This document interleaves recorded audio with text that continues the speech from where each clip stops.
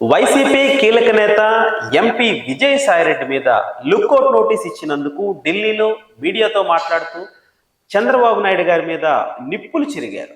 ఆయన మీద పరువు నష్టం దావా వేస్తానని కూడా హెచ్చరించారు. తన పరువుకు భంగం కలిగించి తన ఇమేజ్ని దెబ్బతీసే విధంగా బాబు గారు వ్యవహరిస్తున్నారు అని విజయసాయిరెడ్డి గారు మండిపడ్డారు. నిజంగా అక్కడ అవినీతి అక్రమాలు బయటపడాలి అంటే సిబిఐ విచారణ ఆదేశించాలని డిమాండ్ చేశారు. ఇదంతా బానే ఉంది. ఒకవైపు చంద్రబాబు నాయుడు గారు మరియు కుమారుడు లోకేష్ మీద మండిపడుతుంటే మరొక వైపు పవన్ కళ్యాణ్ గారిని ఆకాశానికి ఎత్తారు. ఇక్కడే ఉంది అసలు తిరకాసు. ఆంధ్రప్రదేశ్లో పాలన చెయ్యాలి అంటే చంద్రబాబు నాయుడు గారు లోకేష్ కంటే Pawan Kalyan the best leader అంటూ పొగడ్తలతో ఆకాశానికి ఎత్తడం వెనుక అసలు వ్యూహం ఏమిటి?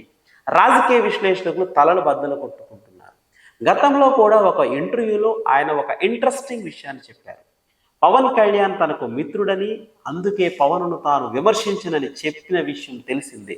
మరి ఇప్పుడు చూస్తే పవన్ బెస్ట్ లీడర్ అంటూ కితాబ్ ఇచ్చారు. దానితో సోషల్ మీడియాలో ఇది వైరల్గా మారుతుంది. ఏపీలో చూస్తే టీడీపీ కూటమిలో జనసేన కలిసి ఉంది. కాకినాడ పోర్ట్ నుంచి బియ్యం అక్రమంగా రవాణా జరుగుతుంది అనే ఇష్యూను లేవనెత్తింది పవన్ కళ్యాణ్. ఆయనే స్వయంగా సముద్రంలోనికి వెళ్ళి మరి అక్కడ షిప్ని తనిఖీ చేశారు. పవన్ కళ్యాణ్ ఆ షిప్ పైన అంత సీరియస్ యాక్షన్ తీసుకున్నారు. టీడీపీ కూటమి ప్రభుత్వం కూడా దాని మీద ఫోకస్ పెట్టింది. ఇప్పుడు విజయసాయిరెడ్డి పవన్ బెస్ట్ అంటూనే చంద్రబాబు నాయుడుని విమర్శించడంతో దాని వెనుక వ్యూహం ఏమై ఉంటుంది అనేది విశ్లేషకులు తలబాదుకుంటున్నారు.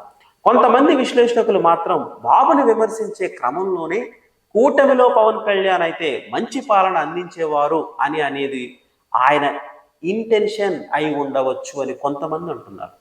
కొసమెరుపుగా తమ పార్టీ అధినేత జగన్ ఇంకా మంచి పాలన ఇస్తారని కూడా విజయసాయిరెడ్డి అన్న మాటలను గుర్తు చేసుకుంటున్నారు. మొత్తానికి విజయసాయిరెడ్డి నోట వెంట పవన్ బెస్ట్ అనే మాట మాత్రం రాజకీయంగా కొత్త సంచలనంగానే ఉంది అనేది విశ్లేషకుల అభిప్రాయం.